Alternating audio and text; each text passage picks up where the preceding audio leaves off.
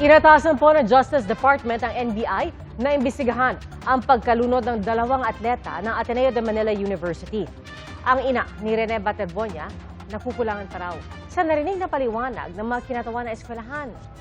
Saksi si Marie Zumal. Ang pananaghoy ng nagluluksang ina, narinig hanggang labas ng kwarto. Hindi humuhupa ang sakit na nararamdaman ni Rovelyn sa pagkawala ng anak na si Rene Baterbonia. Umiyak ako kasi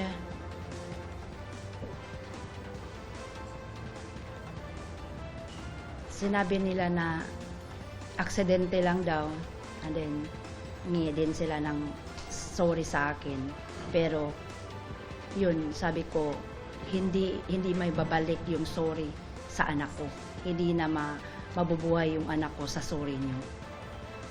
Bigyan niyo na lang ako ng clear na yung parang explanation na maano ko sa sarili ko, matanggap ko na aksidente lang talaga. Nasa Arlington Memorial Chapel sa Quezon City ang labi ng namayapang atleta.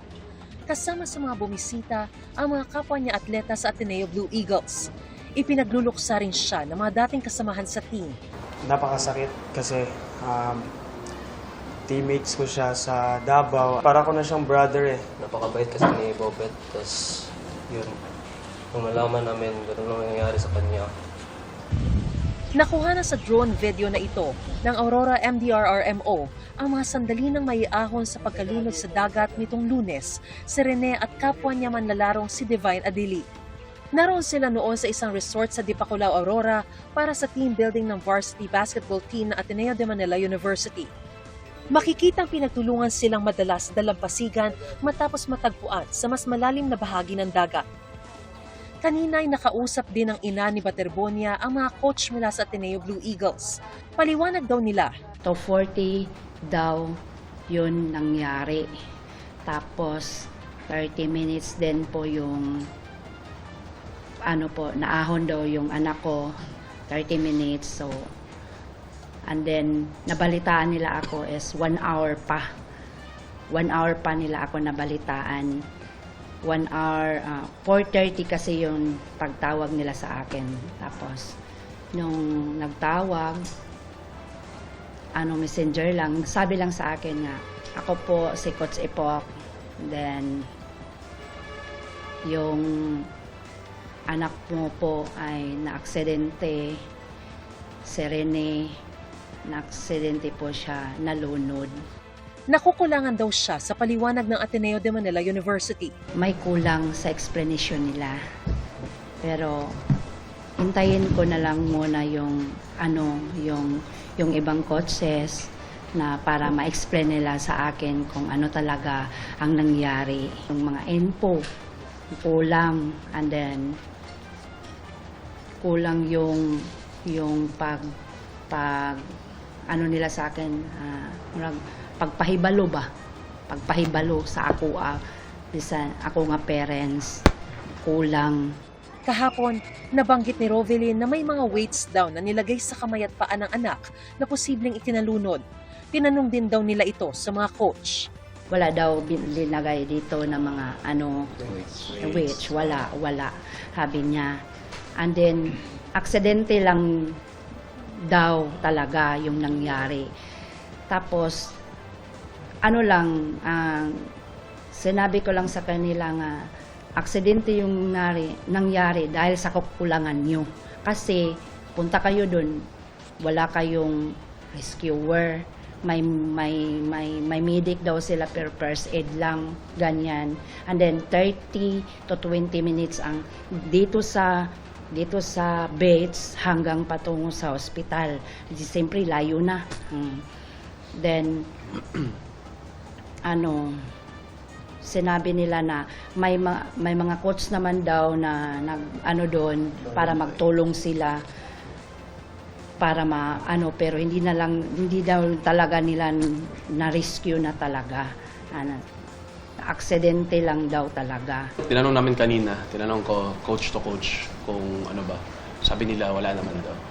Walang weights na na nilagay sa mga players. Sa pagsusuri ng mga otoridad sa labi ni Baterbonia, malinaw daw ang mismo ikinamatay niya. Lumalabas po na asphyxia by drowning. Ibig sabihin, naubusan siya ng hininga dahil sa pagkalunod. Inaabangan pa ang resulta ng pagsusuri sa labi ni Adili. Lumabas din sa investigasyon na sa hanggang bewang na lalim ng tubig ang team building ng koponan, pero napunta sila sa biglang lalim na bahagi ng dagat at hinampas ng malalakas na alon. Doon nawala sina Baterbonia at Adili at natagpuan pagkalipas ng 30 hanggang 40 minuto, 5 dipa mula sa baybayin. Sabi ng PNP, lumayo ng 300 metro mula sa tapat ng resort ang team activity. Kahit pinayuhan umano sila ng resort management na sa tapat ng resort gawin ang aktibidad. Nung unang dating po nila, nag-uusap po sila na ito yung kondisyon ng dagat natin. Dito sa tapat ng resort ay safe dyan, mababaw dyan. Alam natin ang sitwasyon ng dagat dyan. Pero po, gaya nga po na sinabi ko kanina, yung pong team ay gusto kumbaga ay po silang humingi po sila na huwag silang pakialam sa gagawin nila activity. Batay sa mga affidavit ng mga nagbigay ng first aid, walang nakikitang foul play ang Aurora Police. Base po sa affidavit ng lifeguard, wala akong napansin na pabigat sa paa, kamay o katawan ng player. So yun po yung sabi ng lifeguard. Sabi naman po ng tiga MDR rin mo ng Dipakulaw, walang anumang pasa sa kanyang katawan nang siya ay aming binigyan ng punong lunas. Hanggang ngayon po ba naniniwala kayong may foul play pa rin na nangyari doon sa insidente na ikinamatay ng anak mo? Depende. Kasi hindi ko pa rin alam hanggang ngayon. Ang sinasabi po ng police parang wala naman daw pong pasa. Pero kayo po ba personally, after seeing your son, nakita niyo po ba talagang may mga pasa? May pasa siya dito, sa likod, sa kamay, sa paa. May pasa siya. Yun lang. Tiniyak ng PNP na walang sisinuhin sa ginagawang investigasyon. As to the negligence of anybody or yung liability po ng kasino mang partido, ay ito po yung malalaman natin once the investigation has been completed. Kasama sa mga naka-question ngayon ay kung ano ba talaga ang ginagawa sa training. Lalo sa paglutang ng mga dati ng interview sa iba-ibang naging basketball player ng Ateneo. Pero wild yun. Wild talaga, wild. Sa 2022 interview na ito halimbawa ng Shoot First podcast ay tinanong sina Gian Mamuyak at Tyler Tio tungkol sa kanilang naging training camp sa Aurora. Parehong probinsya kung saan namatay din sa training sina Baterbonia at Adili. Balita ko talaga may isang, baka yun, parang training camp yun dati. So, morning. Iba pa ata. Iba pa yun. Parang sundalo daw talaga, bro. Ano yung ibig sabihin nung parang narinig ko na pang sundalo? Walang basketball dun. As in, Bootcamp, walang basket, walang bola. Wild! dagat lang tsaka buhangin. Yep. No cellphone. Anya, subok na subok ang kanilang mental toughness sa tindi ng training na kanilang naranasan. Sa hiwalay na podcast, tinawag ng dati ring Ateneo player na si SJ Belangel ang ginawa nila sa Aurora bilang deadly training, kung saan utak na lang ang gagana at ang katawan hindi na. Hell Week naman ang tawag dito ni ex-Ateneo player Sean Ildefonso nang makapanayam din sa ibang podcast. Inatasan na rin ng DOJ ang NBI na bumuo ng task force para imbestigahan ang pagkamatay ng 2 atleta. NBI ang tutukoy kung may sapat na basehan para irekomenda ang pagsampa ng reklamo sa DOJ. Ang Philippine Sports Commission kasama ang iba pang organisasyon magbibigay raw ng tig 250,000 pesos na tulong sa pamilya ng 2 nasawing atleta. Iimbitahan din daw nila ang Ateneo para magbigay linaw sa nangyari.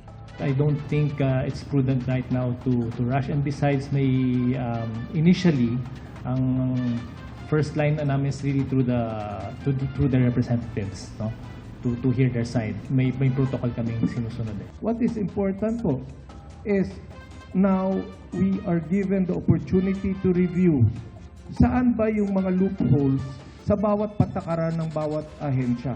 Ang importante po kasi, bakit kami nag-meeting today, is we want to tell the family, we want to tell the mother of Rene, and we want to tell the people of Agusan that hindi lang po kami nakikiramay, may gawagawin po tayong aksyon. As I speak, I've coordinated with Secretary John Vic Rimulya in the last 24 hours. Posibleng dalhin bukas sa Davao at sa Agusan ang labi ni Baterbonia. Nakalagak ang labi ni Adili hanggat wala pang abiso mula sa kanyang pamilya. Nais daw nilang maiuwi pabalik ng Nigeria ang kanyang labi. Ako si Mariz Umali, ang inyong saksi.